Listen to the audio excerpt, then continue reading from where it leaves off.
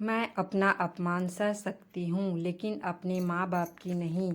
आज सोनिया कुछ काम से मार्केट गई थी। सास ने बड़ी मुश्किल से इजाज़त दी थी कि बस आधा घंटे के लिए जाना है, देर ना हो, घर में बहुत काम है। सोनिया जल्दी जल्दी सामान लेकर घर आई। घर में आते ही उसके सर से साड़ी का पल्ला खिसक गया। दोनों हाथ में सापर थे तो सोनिया पल्ला नहीं रख पाई। जैसे सास ने देखा, चीखना शुरू कर दिया, ये क्या बहू, तुम बिना सिर पर पल्ला रखे बाहर से आ रही हो? मोहल्ले वाले देखेंगे तो क्या बोलेंगे? हमारी इज्जत का बिल्कुल भी ख्याल नहीं है तुम्हें? हमारे खानदान में बहुएं बिना घूंघट बाहर नहीं निकलती।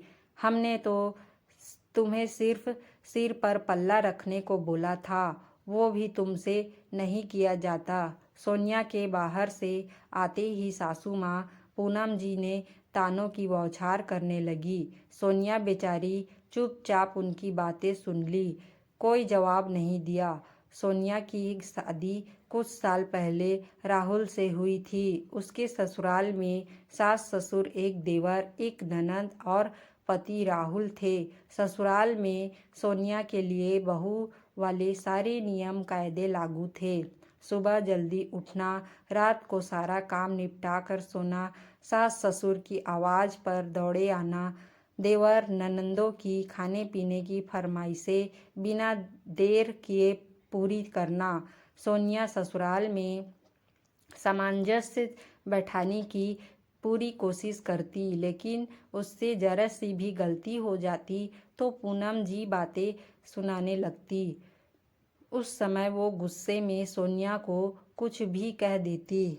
सोनिया अपने संस्कारों की वजह से चुप रहती और हमेशा कोशिश करती कि सासू माँ को शिकायत का मौका ना दे, लेकिन सासू माँ कभी खुश ही नहीं होती। हर बात पर चीज़ में कोई न कोई कमी निकाल लेती।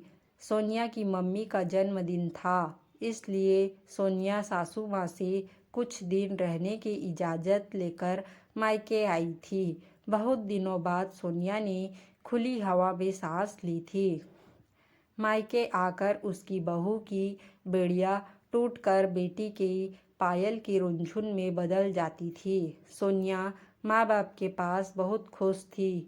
वो सोचती, काश वक्त यही रुक जाए और उसको ससुराल ना जाना पड़े। कुछ दिनों बाद राहुल सोनिया को लेने गया। उस वक्त अपने ससुराल वाले के लिए कुछ गिफ्ट लेने मार्केट गई थी। राहुल सोनिया का इंतज़ार करने लगा। इतने में उसकी माँ पूनम जी का फ़ोन आया। पूनम जी बोली, कितनी देर में घर पहुँचोगी?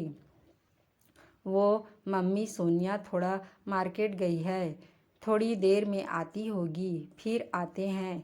इतना सुनना था कि पूनम जी ने राहुल को न जाने क्या बोला कि उसके चेहरे पर गुस्सा और नाराज़गी झलकने लगी और वो गुस्से से एकदम लाल हुआ जा रहा था।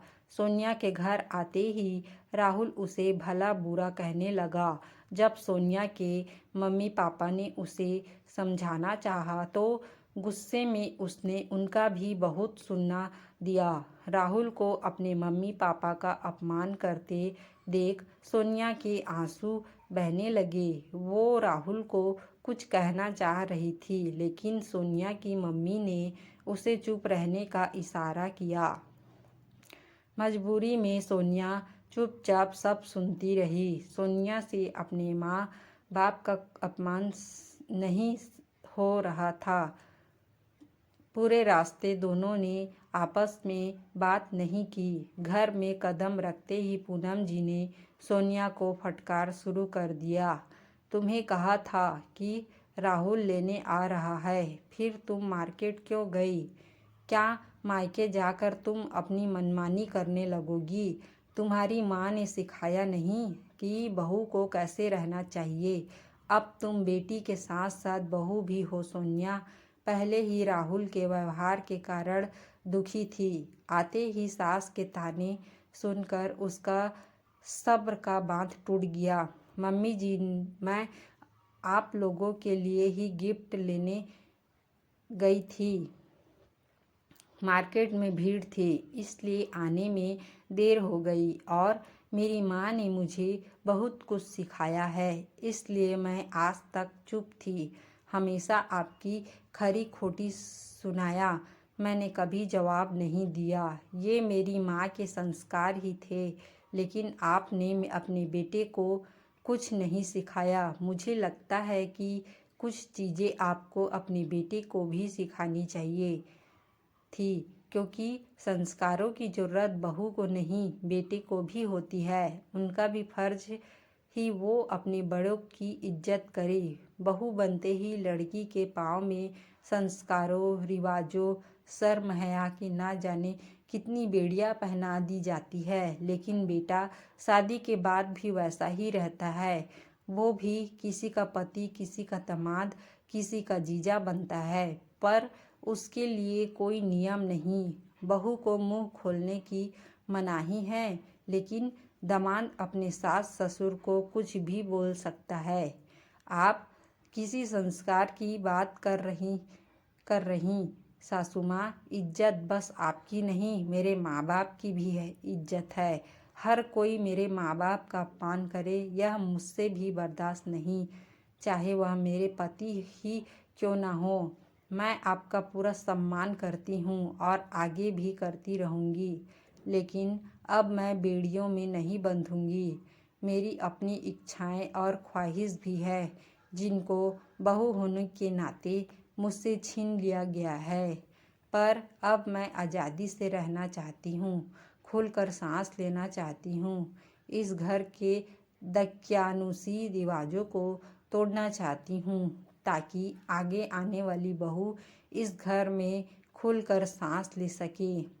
अपने को बेचारी बनाकर मैं खुद को अपनी और उनकी नज़रों में नहीं गिराना चाहती। पूनम जी और राहुल सोनिया को हैरानी से देखते रहे।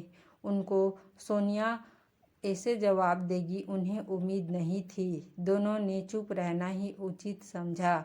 शायद ऐसी गलती वो फिर कभी नहीं करेंगे। उस दिन के बाद से सोनिया ने उस घर में अपने के लिए जगह बना ली थी। अब वो गलत को बर्दाश्त नहीं करती, क्योंकि वो बेचारी नहीं थी।